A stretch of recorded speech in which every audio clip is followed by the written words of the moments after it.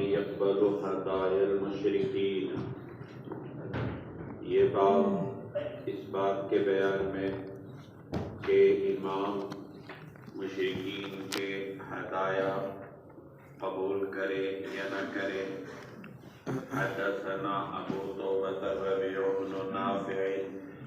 حدثنا معاوية يعني ابن سلام عن زيد أنه سمع أبا سلام قال حدثني عبد الله المزني قال لقيت بلالا مؤذن رسول الله صلى الله عليه وسلم بحجر. زید کی روایت ہے کہ انہوں نے ابو سلام کو سنا اور وہ کہتے ہیں کہ مجھ سے عبداللہ المزنی نے بیان کیا اور وہ کہتے ہیں کہ میری حضرت بلال رضی اللہ تعالیٰ عنہ مؤذن رسول صلی اللہ علیہ وسلم سے حرم میں ملاقات ہوئی. فقلت یا بلال حدثنی کیف کانت نفقۃ رسول اللہ صلی اللہ علیہ وسلم. میں نے کہا اے بلال مجھے بتاؤ حضور صلی اللہ علیہ وسلم کیسے خرچ فرمایا کرتے تھے. قال ما كان له شيء كنت انا الذي الي ذلك منه منذ بعثه الله تعالى حتى توفي صلی اللہ علیہ وسلم. حضرت بلال نے کہا کہ آپ صلی اللہ علیہ وسلم کے پاس کچھ نہیں تھا اور مجھے ہی آپ کی جانب سے خرچ کرنے کا اختیار تھا جب سے اللہ تعالیٰ نے آپ کو نبی بنایا تا وفات. وَكَانَ إِذَا أَتَاهُ مُسْلِمًا فَرَآهُ عَارِيًا يَأْمُرُنِي فَانْطَلِقُوا فَاسْتَقْرِضُوا فَاشْتَرَى لَهُ الْبُرْدَةَ فَاكْسُوهُ وَطَعَمَهُ. جب کوئی مسلمان آپ صلی اللہ علیہ وسلم کے پاس آتا اور آپ اس کو برہنہ دیکھتے تو مجھے حکم دیتے. میں جاتا اور قرض لے کر اس کے لیے ایک چادر خریدتا, اس کو پہناتا اور اس کو کھانا کھلاتا. حتی اعترضنی رجل من المشرکین فقال یا بلال ان عندي ساعة فلا تستقرض من احد الا مني ففعلت. یہاں تک کہ مشرکین میں سے ایک شخص سے میری ملاقات ہوئی. ایک شخص میرے سامنے آیا,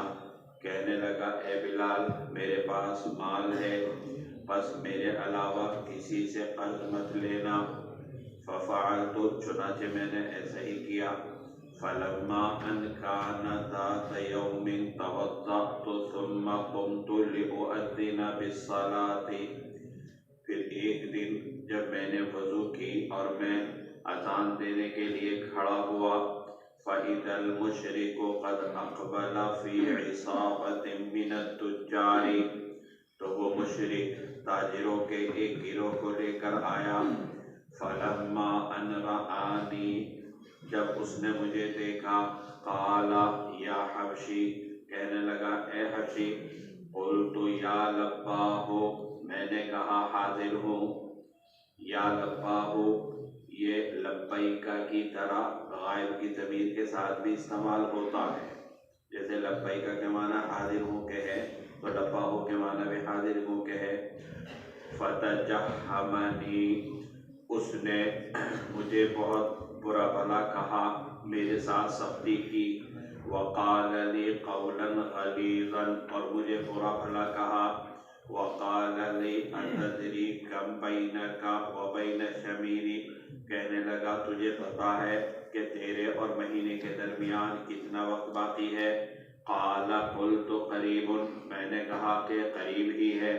قال انما بینک و بینہ اربع, وہ مشرک کہنے لگا تیرے اور مہینہ پورا ہونے میں 4 دن باقی ہے. فآخذک بالذی علیک, تو جو تیرے اوپر قرضہ ہے میں اس کو لوں گا. فأردک لرعی الغنم, پھر بکریوں کو چرانے کے لیے کما کنت قبل ذالک جیسا کہ اس سے پہلے تو تھا فأخذ فی نفسی ما یأخذ فی انفس الناس فأخذ فی نفسی میں نے اپنے دل میں وہ محسوس کیا جو لوگ محسوس کرتے ہیں حتیٰ اذا صلیت العتمۃ یہاں تک کہ میں نے عشاء کی نماز پڑھی رجع رسول اللہ صلی اللہ علیہ وسلم الی اہلہ حضور صلی اللہ علیہ وسلم اپنے گھر تشریف لے گئے فاستأذنت علیہ میں نے آپ سے گھر میں داخل ہونے کی اجازت مانگی فأذن لی اجازت دے دی فقلت یا رسول اللہ بأبی انت وأمی ان المشرک الذی كنت أتدين منه قال لي كذا وكذا میں نے کہا اے اللہ کے رسول میرے ماں باپ آپ پر قربان ہو وہ مشرک جس سے میں نے قرض لیا اس نے مجھے ایسا ویسا کہا وَلَيْسَ عِنْدَكَ مَا تَقْضِي عَنِّي وَلَا عِنْدِي اور نہ آپ کے پاس مال ہے کہ جو اس کا قرضہ ادا کر دے میری جانب سے اور نہ میرے پاس مال ہے وَهُوَ فَاضِحِيَّ اور وہ مجھے رسوا کرے گا فَأَذِنَ لِي أَنْ آبِقَ إِلَى بَعْضِ هَؤُلَاءِ الْأَحْيَاءِ الَّذِينَ قَدْ أَسْلَمُوا حَتَّى يَرْزُقَ اللَّهُ تَعَالَى رَسُولَهُ صلی اللہ علیہ وسلم مَا يَقْضِي عَنِّي بس مجھے اجازت دیجئے کہ میں بھاگ جاؤں بعض ان لوگوں کی طرف کہ جو مسلمان ہو گئے یہاں تک کہ اللہ تعالیٰ اپنے رسول کو رزق عطا فرما دے جس سے وہ میرا قرضہ ادا کر دیں فخرجت حضرت بلال کہتے ہیں کہ میں حضور کے پاس سے نکلا حتیٰ اذا اتیت منزلی یہاں تک کہ میں اپنے گھر پہنچا فجعلت سیفی وجرابی ونعلی ومجینی عند رأسی میں نے اپنی تلوار تھیلا جوتا اور ڈھال اپنے سرہانے رکھ لیا حتیٰ اذا انشق عمود الصبح الاول یہاں تک کہ جب صبح کی پھوٹ پھوٹی یعنی صبح کا اول وقت نمودار ہوا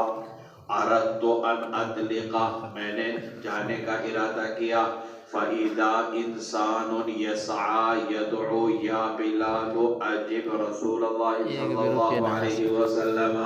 اتنے میں ایک آدمی نے پکارا کہ اے بلال نبی کریم صلی اللہ علیہ وسلم نے بلایا ہے فَانْطَلَقْتُ حَتَّى أَتَيْتُهُ میں چلا یہاں تک کہ میں آپ صلی اللہ علیہ وسلم کے پاس پہنچا فَإِذَا أَرْبَعُ رَكَائِبَ مُنَاخَاتٍ عَلَيْهِنَّ أَحْمَالُهُنَّ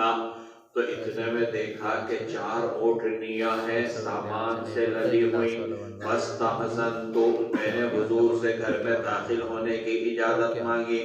فقال لی رسول اللہ صلی اللہ علیہ وسلم ابشر فقد جاءک اللہ تعالی بقضائک حضور صلی اللہ علیہ وسلم نے فرمایا مجھ سے کہ خوش ہو جا کہ اللہ تعالی نے تیرا قرضہ ادا کرنے کا انتظام کر دیا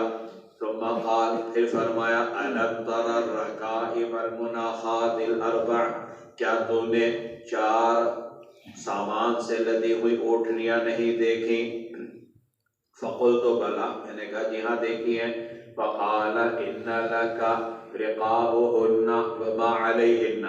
حضور نے فرمایا کہ سامان سمیت یہ اوٹنیاں تیرے لیے ہے فَإِنَّ عَلَيْهِنَّ كِسْوَةً وَطَعَامًا أَهْدَاهُنَّ إِلَيَّ عَظِيمُ فِدَاكَ ان کے اوپر کپڑا ہے اور کھانے پینے کا سامان ہے مجھے فدق کے رئیس نے ہدیہ بھیجا ہے فَاقْبِضْهُنَّ وَاقْضِ دَيْنَكَ لہذا ان کو لے اور اپنا قرضہ ادا کر فَفَعَلْتُ حضرت بلال کہتے ہیں کہ میں نے ایسا کیا فَذَكَرَ الْحَدِيثَ راوی نے حدیث کے اندر کچھ اور باتیں ہیں اس کو ذکر کیا لیکن ان باتوں کو ابو داؤد نے چھوڑ دیا ثم انطلقت الى المسجد حضرت بلال کہتے ہیں کہ پھر میں مسجد کی طرف گیا فَإِذَا رسول اللہ صلی اللہ علیہ وسلم قاعد فی المسجد حضور صلی اللہ علیہ وسلم مسجد میں تشریف فرماتے فسلمت علیہ میں نے آپ کو سلام کیا فقال ما فعل ما قبلک آپ صلی اللہ علیہ وسلم نے فرمایا کہ جو تجھے مال دیا اس کا کیا ہوا قلت قد قضى الله تعالى كل شيء كان على رسول الله صلی اللہ علیہ وسلم فلم يبق شيء. میں نے کہا کہ اللہ نے رسول اللہ کے اوپر جتنا قرضہ تھا سب ادا کر دیا, کچھ باقی نہیں رہا. قال افضل شيء, آپ فرمائے کیا کچھ مال بچا؟ قلت نعم, میں نے کہا مال بچا ہے. قال انظر ان تریحنی منه فإنی لست بداخل على احد من اہلی حتى تریحنی. نبی کریم صلی اللہ علیہ وسلم فرمایا کہ دیکھ مجھے اس مال سے آرام پہنچا, کیونکہ میں اپنی ازواج میں سے کسی کے گھر میں داخل نہیں ہوں گا یہاں تک کہ تو مجھے اس مال سے آرام پہنچائے. فلما صلی رسول اللہ صلی اللہ علیہ وسلم العتمۃ دعانی, جب حضور صلی اللہ علیہ وسلم نے عشاء کی نماز پڑھی تو مجھے بلایا. فقال ما فعل الذي قبلك, تو آپ نے پوچھا کہ جو تجھے دیا مال اس کا کیا ہوا؟ قال قلت هو معي لم يأتنا احد, میں نے کہا کہ وہ تو میرے پاس ہے, کوئی بھی لینے نہیں آیا. فبات رسول اللہ صلی اللہ علیہ وسلم فی المسجد, رات حضور نے مسجد میں گزاری. وقص الحدیث, راوی نے اس واقعے کا اور بھی حصہ بیان کیا لیکن ابو داؤد نے اس کو چھوڑ دیا. حتی اذا صلی العتمۃ یعنی من الغد دعانی, جب حضور نے عشاء کی نماز پڑھی یعنی اگلے دن کی تو مجھے بلایا. قال ما فعل الذي قبلك, پھر فرمایا کہ جو تجھے پیش کیا تھا اس کا کیا ہوا؟ قال قلت قد اراحك الله منه یا رسول اللہ, میں نے کہا اے اللہ کے رسول, اللہ نے آپ کو اس سے آرام پہنچایا یعنی مستحقین کو میں نے دے دیا. فکبر وحمد اللہ شفقا من ان يدركه الموت وعنده ذلك, حضور صلی اللہ علیہ وسلم نے اللہ کی تکبیر اور اللہ کی حمد و ثنا کی اس ڈر سے کہ کہیں ان کو موت آ جائے اور مال ان کے پاس ہو. ثم اتبعته حتى اذا جاء ازواجه فسلم على امرأة حتى اتى مبيته في هذا الذي سألتني عنه. پھر میں آپ کے پیچھے چلا یہاں تک کہ آپ صلی اللہ علیہ وسلم اپنے ازواج کے پاس آئے, ایک ایک کے پاس سب کو سلام کیا, پھر اس زوجہ محترمہ کے پاس گئے جس کے یہاں رات گزارنی ہے. بس یہ ہے وہ بات جس کا اے عبداللہ تو نے مجھ سے سوال کیا. یہ طویل روایت ہے. اس روایت میں اس چیز کو بیان کیا گیا, جو عنوان قائم کیا گیا کہ آیا مسلمان حاکم مشرکین کا غیر مسلم کا ہدیہ قبول کر سکتا ہے یا ہدیہ قبول نہیں کر سکتا. اس سلسلے میں یہ روایت بیان کی. عبداللہ حوزنی کہتے ہیں کہ حضرت بلال سے میری ملاقات ہوئی حلب میں. حلب یہ شام کے ایک شہر کا نام ہے اور اکثر اخبارات میں جو شام کے موجودہ حالات ہیں اس میں اس شہر کا اسی نام سے تذکرہ آتا رہتا ہے. نبی کریم صلی اللہ علیہ وسلم کی وفات کے بعد حضرت بلال رضی اللہ تعالی عنہ نے مدینہ چھوڑ دیا تھا اور حلب میں جا کر مقیم ہو گئے, اور شام میں ہی حضرت بلال رضی اللہ تعالی عنہ کی وفات ہوئی. تو حضرت بلال سے جب ان کی ملاقات ہوئی, انہوں نے حضرت بلال سے سوال کیا کہ حضور اکرم صلی اللہ علیہ وسلم کا مال خرچ کرنے میں کیا معمول تھا, تو ذرا آپ اس کے بارے میں بتائیے. تو حضرت بلال نے فرمایا کہ حضور اکرم صلی اللہ علیہ وسلم کے پاس کچھ پیسے ویسے تو تھے نہیں کہ بہت مال انہوں نے جمع کیا ہو, بہت دولت انہوں نے جمع کی ہو, اور حضور اکرم صلی اللہ علیہ وسلم کے جتنے بھی مالی معاملات تھے وہ میں دیکھتا تھا. یہاں پر جو علی یہ ولایت سے ہے کہ جتنے بھی آپ صلی اللہ علیہ وسلم کے کنتو انا الذی علی ذالک من,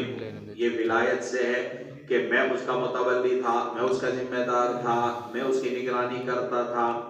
اور میرے ہاتھوں ہی آپ صلی اللہ علیہ وسلم اپنے مالی معاملات طے کرایا کرتے تھے.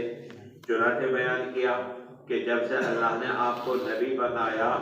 اور اللہ نے میرا اسلام کے ذریعے آپ سے تعلق قائم فرمایا تو تا وفات آپ کے مالی معاملات میں ہی دیکھتا تھا. آپ صلی اللہ علیہ وسلم کا معمول یہ تھا کہ اگر کوئی ضرورت مند مسلمان آپ کے سامنے آتا، مثلا پہننے کو کپڑے نہیں،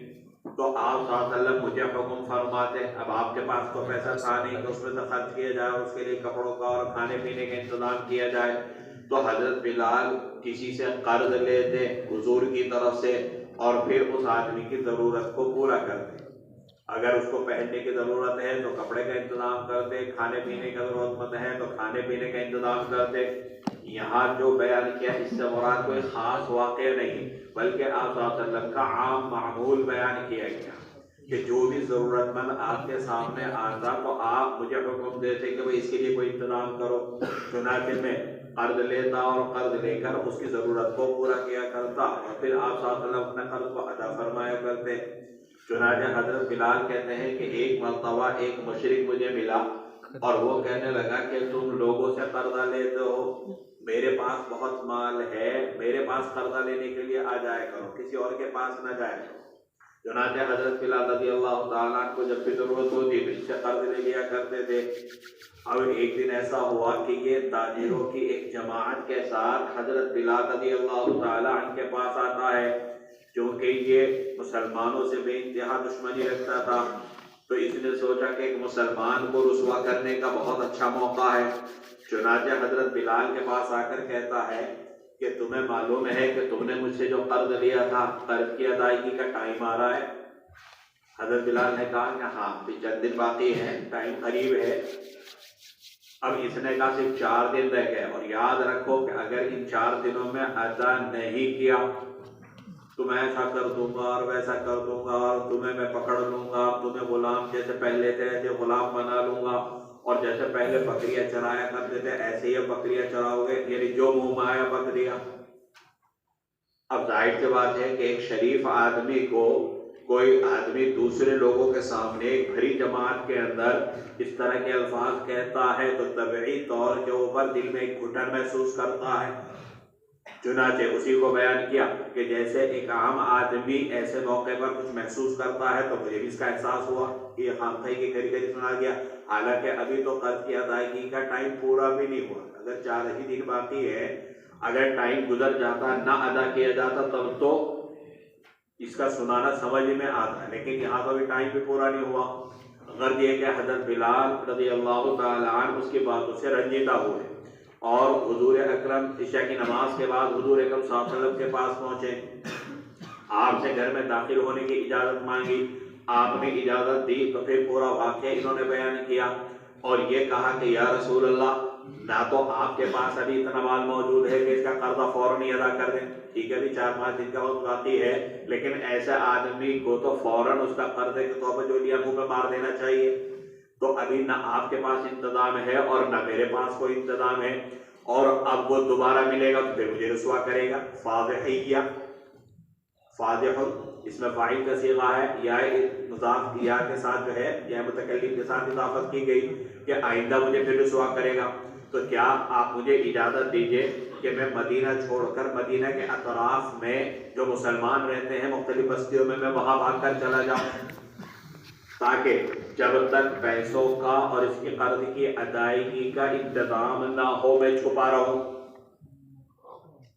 اس کی رسوائی سے بچنے کے لیے اور اس کے باتیں سننے سے بچنے کے لیے۔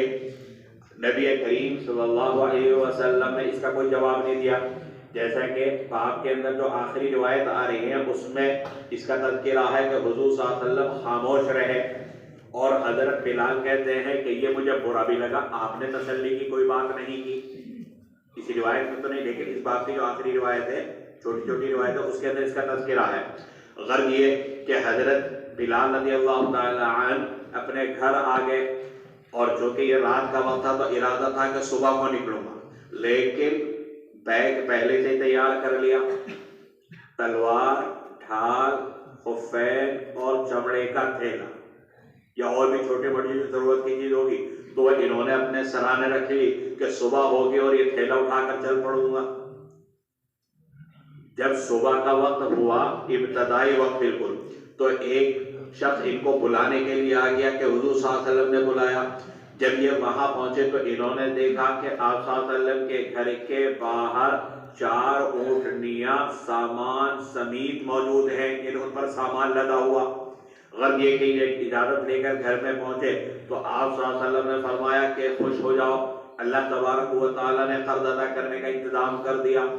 اور عظیم فدق نے مجھے یہ سامان اونٹنیوں سمیت ہدیتاً بھیجا ہے، تو لہذا تو ان میں سے اپنا قرضہ ادا کرو۔ تو انہوں نے کہا کہ ہاں میں نے بھی ان اونٹنیوں کو دیکھا۔ غرض یہ کہ حضرت بلال رضی اللہ تعالیٰ عنہ نے قرضہ ادا کیا، اس میں جو سامان تھا اس کو بیچ کر اس مشرک کا قرضہ ادا کیا، یہ جن کا بھی اور قرضہ ہوگا وہ سب قرضے ادا کیے۔ قرضے کی ادائیگی کے بعد یہ مسجد کے اندر آئے، نبی کریم صلی اللہ علیہ وسلم تشریف فرما تھے، تو آپ نے پوچھا بھائی کیا ہوا، جو مال تمہیں دیا تھا؟ تو نے فرمایا کہ یا رسول اللہ سب کا قرضہ ادا کر دیا، اب کوئی قرضہ باقی نہیں رہا۔ حضور صلی اللہ علیہ وسلم نے پوچھا کہ کیا کچھ مال بچ گیا؟ تو انہوں نے فرمایا کہ ہاں مال بچا۔ تو حضور صلی اللہ علیہ وسلم نے فرمایا کہ میرے گھر جانے سے پہلے اسے بھی نمٹاؤ۔ اب یہ ان کو کہہ دیا، اب عشاء کی نماز کا وقت ہوا، عشاء کی نماز پڑھی، عشاء کے بعد پوچھا کہ ہاں بھائی کیا ہوا؟ تو انہوں نے فرمایا کہ یا رسول اللہ کوئی آیا نہیں لینے کے لیے، وہ تو میرے پاس موجود ہے۔ تو حضور اکرم صلی اللہ علیہ وسلم اپنے گھر تشریف نہیں لے گئے بلکہ رات مسجد ہی میں گزاری۔ کیوں؟ اس لیے کہ متعدد روایات سے معلوم ہوتا ہے کہ حضور اکرم صلی اللہ علیہ وسلم کا معمول یہ تھا کہ آپ صلی اللہ علیہ وسلم نے فرمایا کہ میں اس بات کو پسند نہیں کرتا کہ رات اس حال میں گزرے کہ 1 دینار بھی میرے پاس موجود ہو، جو آتا تھا اس کو صدقہ فوراً فرما دیا کرتے تھے۔ تو اسی وجہ سے آپ صلی اللہ علیہ وسلم گھر کے اندر نہیں گئے، اور روایت کے اندر بیان کیا وجہ کیا تھی۔ آپ صلی اللہ علیہ وسلم کو ڈر کیا تھا کہ اگر یہ مال میری ملکیت میں جو کہ مجھے ہدیہ کیا گیا اور یہ مال باقی رہا اور خدا نہ خواستہ موت آ گئی تو بات کچھ ہوگی اس مال کے بارے میں۔ تو اس ڈر سے آپ صلی اللہ علیہ وسلم گھر ہی نہیں جاتے تھے۔ تو غرض یہ کہ آپ صلی اللہ علیہ وسلم گھر میں نہیں گئے۔ اب اگلا دن آیا، پھر عشاء کی نماز کا وقت ہوا، عشاء کی نماز سے فراغت کے بعد پوچھا ہاں بھائی کیا ہوا؟ تو اس موقع پر انہوں نے فرمایا کہ اللہ تعالیٰ نے آپ کے لیے راحت کا انتظام کر دیا، یعنی جو مال تھا وہ میں نے مستحقین کو تقسیم کر دیا، اب کچھ مال باقی نہیں رہا۔ تو اس پر اللہ تبارک و تعالیٰ کی حمد و ثنا بیان کی، اور یہاں پر روایت کے اندر بیان کیا کہ حضور صلی اللہ علیہ وسلم کو وہی ڈر تھا کہ ایسا نہ ہو کہ مجھے موت آ جائے اور مال میرے پاس موجود ہو۔ غرض یہ کہ بلال کہتے ہیں کہ پھر میں آپ صلی اللہ علیہ وسلم کے پیچھے پیچھے چلا۔ آپ صلی اللہ علیہ وسلم اپنی ازواج مطہرات میں سے ہر زوجہ کے پاس گئے، سلام کلام کیا، خیر خیریت دریافت کی، اور اس کے بعد پھر جس محترمہ کی باری تھی وہاں پر پہنچے۔ یہ پورا واقعہ بیان کرنے کے بعد حضرت بلال نے حضرت عبداللہ حوضنی سے فرمایا یہ ہے آپ کے سوال کا جواب، جو آپ نے پوچھا تھا کہ آپ صلی اللہ علیہ وسلم کیسے خرچ فرمایا کرتے تھے، تو یہ تھا آپ صلی اللہ علیہ وسلم کے خرچ کا طریقہ۔ یہاں پر اس روایت کے اندر معلوم ہوا کہ حضور صلی اللہ علیہ وسلم نے فرمایا کہ یہ جو مال آیا ہے اونٹنیوں سمیت، یہ عظیم فدق نے مجھے ہدیہ دیا ہے۔ اسی سے ترجمۃ الباب ثابت ہوتا ہے۔ کیوں؟ اس لیے کہ فدق میں رہنے والے کون تھے؟ یہود۔ تو اس کا مطلب یہ ہے کہ غیر مسلم سے امام ہدیہ قبول کر سکتا ہے۔ بعض حضرات نے بیان کیا کہ اہل کتاب کا ہدیہ تو قبول کر سکتا ہے لیکن مشرکین کا ہدیہ قبول نہیں کر سکتا، جیسا کہ اس باب کی آخر میں جو روایت آ رہی ہے اس سے اس کی تائید ہوتی ہے کہ جس میں اس چیز کو بیان کیا انی نہیت عن زبر المشرکین، کہ مجھے مشرکین کا ہدیہ قبول کرنے سے منع کیا گیا ہے۔ تو بعض حضرات کہتے ہیں کہ صرف اہل کتاب کا ہدیہ قبول کرنا جائز ہے، مشرکین کا ہدیہ قبول کرنا امام کے لیے جائز نہیں ہے۔ اور خطابی کی رائے یہ ہے کہ یہ جو روایت ہے کہ جس میں مشرکین کے ہدیہ قبول کرنے سے منع کیا گیا ہے یہ منسوخ ہے۔ کیوں؟ اس لیے کہ حضور اکرم صلی اللہ علیہ وسلم نے مقوقس کا ہدیہ قبول کیا، اس نے حضرت ماریہ قبطیہ اور ان کی بہن دونوں کو نبی کریم صلی اللہ علیہ وسلم کو ہدیۃً پیش کیا تھا۔ اسی طرح عقیل جو دومت الجندل کا بادشاہ تھا اس نے بھی حضور صلی اللہ علیہ وسلم کو ہدیہ دیا تھا، آپ صلی اللہ علیہ وسلم نے اس کو قبول فرمایا۔ تو اس سے معلوم ہوتا ہے کہ مشرکین کا امام جو ہے ہدیہ قبول کر سکتا ہے۔ دونوں طرح کی روایتیں ہیں، مشرکین کے ہدیہ قبول کرنے کے بارے میں بھی، اور جیسا کہ یہاں پر آخری روایت ہے اس میں ہدیہ قبول نہ کرنے کا بھی تذکرہ ہے۔ حدثنا محمود بن خالد حدثنا مروان بن محمد حدثنا معاویہ بمعنى اسناد ابی توبہ وحدیثی قال عند قوله ما يقضي عني فسكت عني رسول اللہ صلی اللہ علیہ وسلم فغمزتها۔ اس دوسری سند کے ساتھ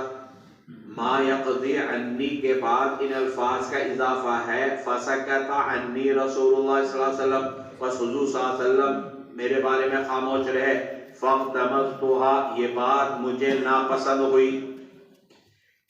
یعنی اوپر والی جو روایت ہے کہ جس میں اس کا تذکرہ ہے کہ حضرت بلال نے فرمایا کہ میں یہاں سے چلا جاؤں اور جو مدینہ کے قریب دوسری بستیاں ہیں وہاں پر رہنے لگوں جب تک اللہ تبارک و تعالیٰ کسی رزق کا انتظام نہ کر دے، ما یقضی عنی کی جس میں آپ میری طرف سے قرضے کو ادا کر دیں، تو اس کے بعد ان الفاظ کا اضافہ ہے فسکت رسول اللہ صلی اللہ علیہ وسلم، آپ صلی اللہ علیہ وسلم اس موقع پر خاموش رہے، فوراً تسلی کا کوئی جملہ آپ صلی اللہ علیہ وسلم نے نہیں بولا، تو یہ بات تھوڑا مجھے بری لگی، یہ بات مجھے ناپسند ہوئی۔ ظاہر سی بات ہے کہ جس آدمی کا جس کے ساتھ جتنا گہرا تعلق ہوتا ہے اس تعلق کی بنیاد پر اس کا ادنا بھی عدم التفات اگر وہ دیکھتا ہے تو اس کو ناپسند کرتا ہے۔ تو اس موقع پر ان کے دل میں تھا کہ آپ صلی اللہ علیہ وسلم تسلی کی کوئی بات کہیں گے، لیکن آپ نے فوری طور پر کوئی جواب نہیں فرما دیا، تو فرماتے ہیں کہ یہ بات مجھے تھوڑا ناپسند تھی۔ حدثنا هارون بن عبد الله حدثنا ابو داود حدثنا عمران عن قتادة عن يزيد بن عبد الله بن الشخير عن عياض بن حمار قال اهديت الى النبي صلى الله عليه وسلم ناقة فقال اسلمت قلت لا فقال النبي صلى الله عليه وسلم انما نهيت عن جبر المشركين۔ عیاض ابن حمار کہتے ہیں کہ میں نے حضور صلی اللہ علیہ وسلم کو ایک اونٹنی ہدیتاً پیش کی، آپ صلی اللہ علیہ وسلم فرمایا اسلمت، کیا تو مسلمان ہو گیا؟ قلت لا، میں نے کہا نہیں، تو نبی کریم صلی اللہ علیہ وسلم فرمایا کہ مجھے مشرکین کے ہدیہ قبول کرنے سے منع کیا گیا ہے۔ کتاب الجہاد کے اخیر میں بھی ایک روایت آئی تھی کہ ایک غیر مسلم حضور صلی اللہ علیہ وسلم کے پاس قرحان نامی گھوڑی کا بچہ لے کر آیا تھا ہدیتاً پیش کرنے کے لیے۔ آپ نے فرمایا کہ مجھے اس کی کوئی ضرورت نہیں، ہاں عمدہ قسم کے نیزہ میں اس کے بدلے میں دے سکتا ہوں۔ اس نے کہا کہ نہیں، میں تو اس کے بدلے میں گھوڑا بھی نہیں لینے کا، تو حضور نے فرمایا کہ مجھے کوئی ضرورت نہیں، یعنی اگر تم مجھے یہ دے رہے ہو تو میں قیمتاً تو تم سے لے سکتا ہوں لیکن ہدیتاً نہیں لے سکتا۔ اسی طرح اس روایت میں بھی ہے کہ مجھے مشرکین کا ہدیہ قبول کرنے سے، ہدیہ لینے سے منع کیا گیا۔ تو خطابی کی رائے یہ ہے کہ یہ حدیث جس میں مشرکین کا ہدیہ قبول کرنے سے منع کرنے کا مفہوم نکلتا ہے، یہ منسوخ ہے، کیونکہ حضور صلی اللہ علیہ وسلم کا مشرکین سے ہدیہ قبول کرنا ثابت ہے۔